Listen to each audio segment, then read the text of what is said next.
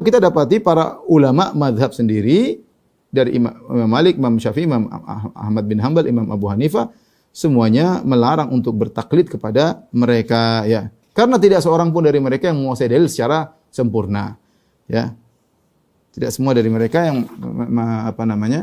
menguasai dalil secara sempurna. Bahkan saya katakan mereka terkadang merubah pendapat. Bukankah Imam Syafi'i rahimahullah taala punya pendapat lama dan pendapat baru disebut qaul qadim, qaul jadid?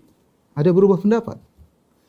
Imam Abu Hanifah mengatakan kepada muridnya Abu Yusuf, "Ya Yaqub, jangan kau tulis semua apa aku ucapkan. Bisa jadi aku ucapkan hari ini A, besok aku rubah. Tidak semua harus dicatat." Ya. Lihatlah Imam Ahmad bin Hanbal dalam satu permasalahan kita dapati ternyata ada 4 riwayat terkadang 5 riwayat dari Imam Ahmad. Satu masalah. Dalam satu riwayat dia mengatakan demikian dan satu riwayat dia mengatakan demikian. Berarti menunjukkan ijtihad Imam Ahmad bisa berubah. Bagaimana kita mengatakan dia maksum harus ikut mazhab Hambali sementara Imam Ahmad dalam satu masalah terkadang ada berapa pendapat. Kemudian Ikhwan, bagaimana kita mengatakan harus bermadzhab Syafi'i sementara semua pendapat yang dalam fikih mazhab Syafi'i ada khilaf dalam mazhab tersebut.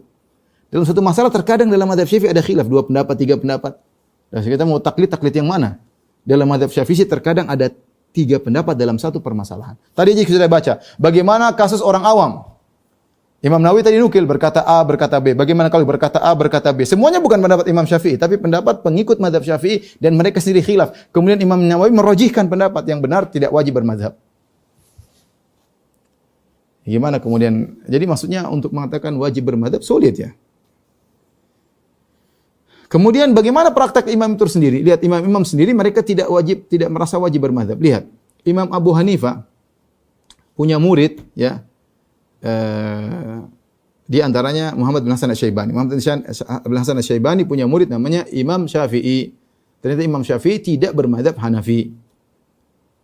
Kemudian Al-Imam Malik rahimahullah punya murid namanya Syafi'i. Ternyata Imam Syafi'i tidak bermadzhab Maliki.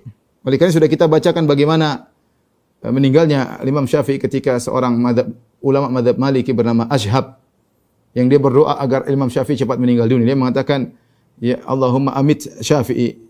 Ya Allah, wafatkanlah Syafi'i. Kalau Syafi'i tidak wafat maka akan hilang madzhab Imam Malik. Bayangkan. Karena apa? Imam Syafi'i tidak bermadzhab Imam Malik padahal gurunya Imam Malik. Ya. Kenapa? Karena Imam Malik tidak pernah menyuruh muridnya untuk taklid sama dia.